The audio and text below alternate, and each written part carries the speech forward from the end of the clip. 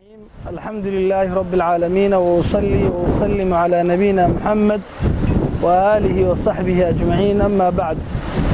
في صباح يوم الثلاثاء الميمون الثاني من الشهر الثالث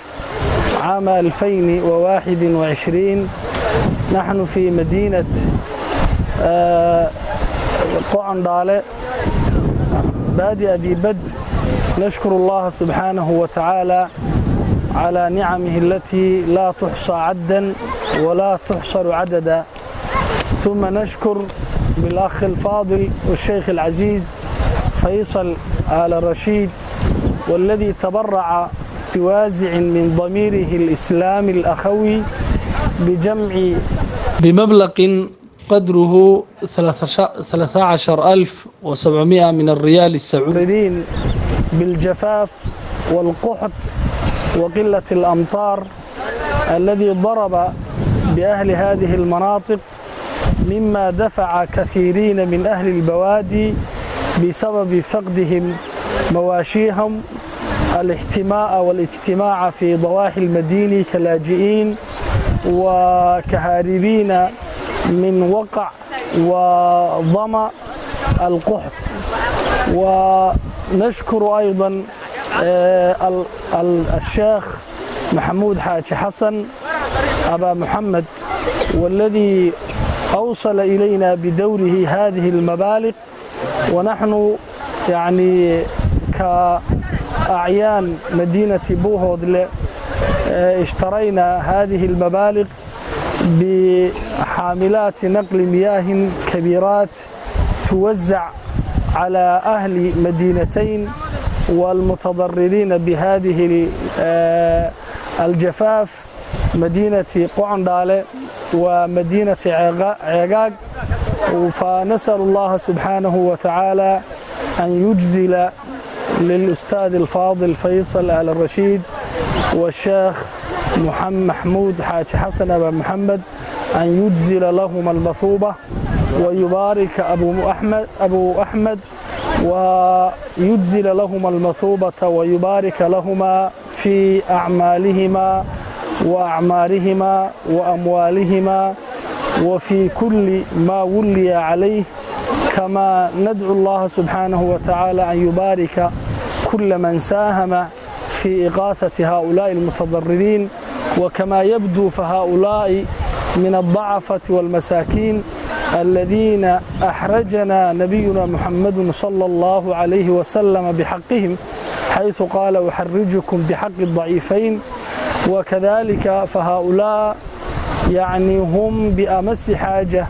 إلى أساسيات الحياة، فهم يفتقدون يعني كما يفتقدون المياه يفتقدون أساسيات الحياة من الصحة والتعليم والبيوت والمأوى الملائم. فنطلب جميع المحسنين من هؤلاء وغيرهم أن يمدوا إلى هؤلاء يد المساعدة ما استطاعوا إلى ذلك سبيلا. وصلى الله وسلم على نبينا محمد وآله، والسلام عليكم ورحمة الله وبركاته. الحمد لله، إلهي بمهدله waxaa mudan halkan aanu joognaa waa Gocondhaale, aynu biyaha ku shubayno. waxaa mudan ammaan iyo duco Axmed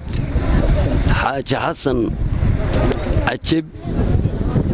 iyo ciddii kale ee gacan ka geysata. Soomaalidu waxay ku maamaadaan marka xoog la helaa talo la helaa. dadka reer mataanaahud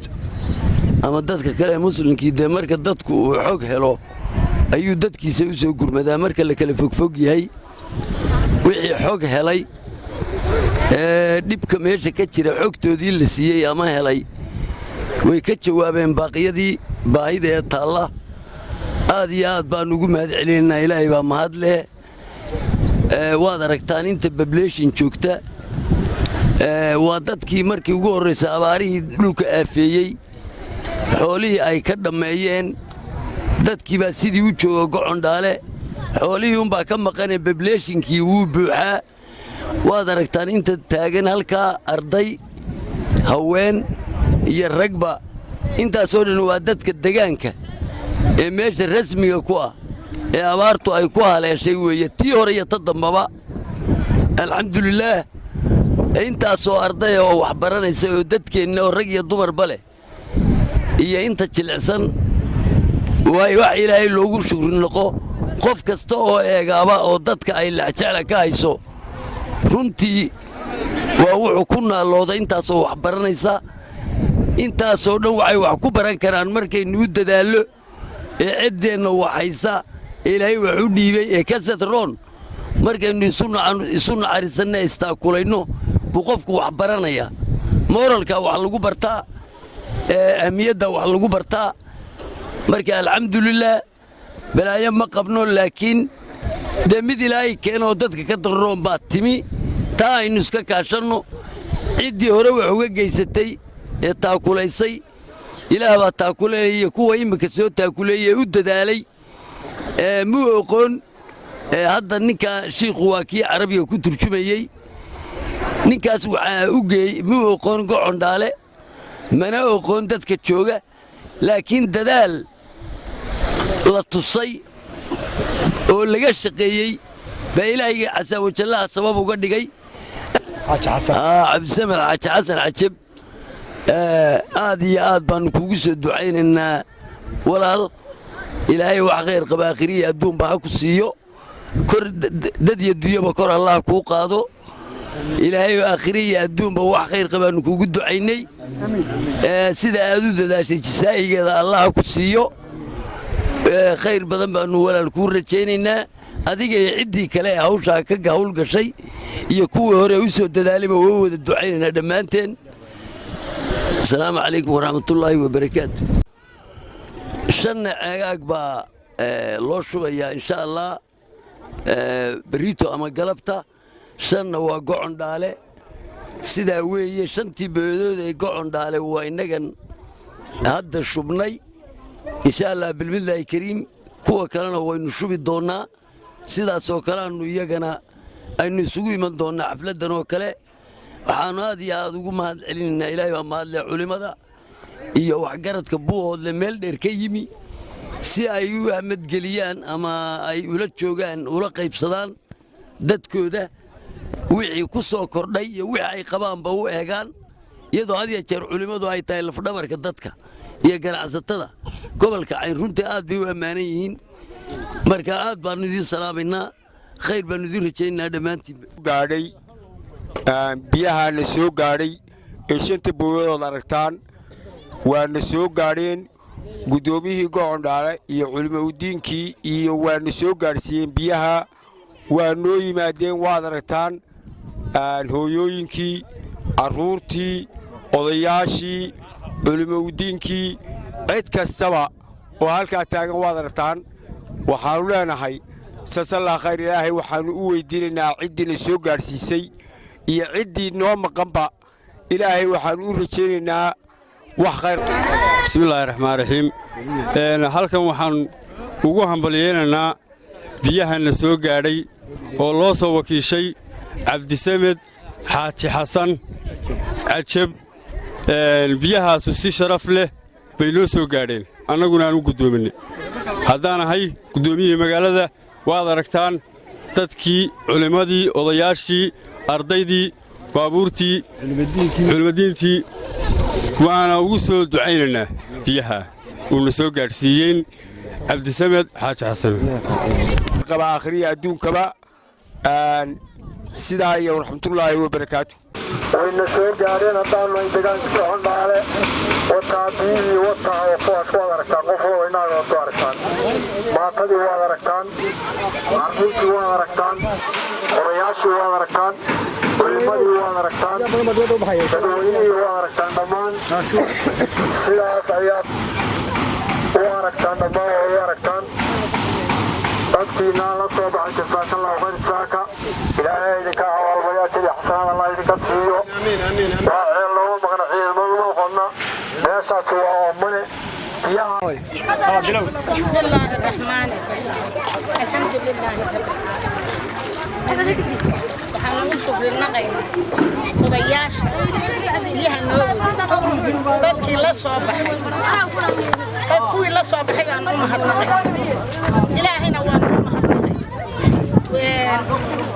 odayaashana waan u mahadnaqay dadkii wayna soo gaadhay dadkii biyaha la soo baxay إلهي خير قبحص آخرنا إلهي عذاب والدكود إلهي عذاب أيها إلهي عذاب إلهي وخير لحص جندي الله هكذا وحاس مسلمة وقلوا آدنا شو آية ركرتي مساكين وإرارة يعبور يقوين دلائي وحك الصبري بيقو كيني أجر كودا هاهلين ودي إلهي هسي حق إلهي هكيهلين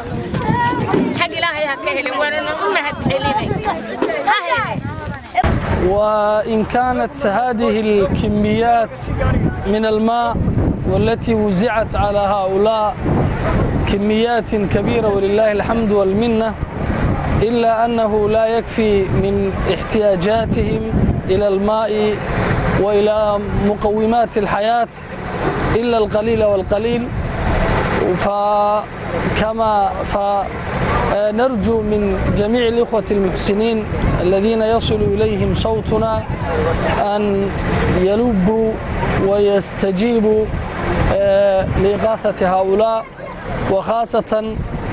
التصدق بالماء من أفضل ما يتقرب به المسلم إلى الله سبحانه وتعالى فثبت عن سعد بن عبادة أنه رضي الله عنه سأل النبي صلى الله عليه وسلم عن أنه يتصدق عن أمه وهي توفيت فقال نعم تصدق عنها فقال ماذا أتصدق عنها يا رسول الله فقال الماء سقي الماء أفضل الصدقة سقي الماء أفضل الصدقة سقي الماء فالتصدق بالمياه والذي هو عنصر أساسي للحياة مصداقا لقوله تعالى وجعلنا من الماء كل شيء حي أفلا يؤمنون من أفضل ما يتصدق به الولد البار لولده ووالدته ووالديه أجمعين وخاصة ونحن في هذه المواسم نستقبل شهر رمضان المبارك والتي يحتاج فيها الناس إلى كثير من المأكل والمشرب وإلى كل ما يعني يستعينون به في أداء هذه العبادة الكريمة في هذا الشهر الكريم فنرجو من الإخوة من الأخ فيصل والأخ محمود حاج حسن وغيرهما من المحسنين أن يسعوا إلى إغاثة هؤلاء ما استطاعوا إلى ذلك سبيلا والسلام عليكم ورحمة الله وبركاته.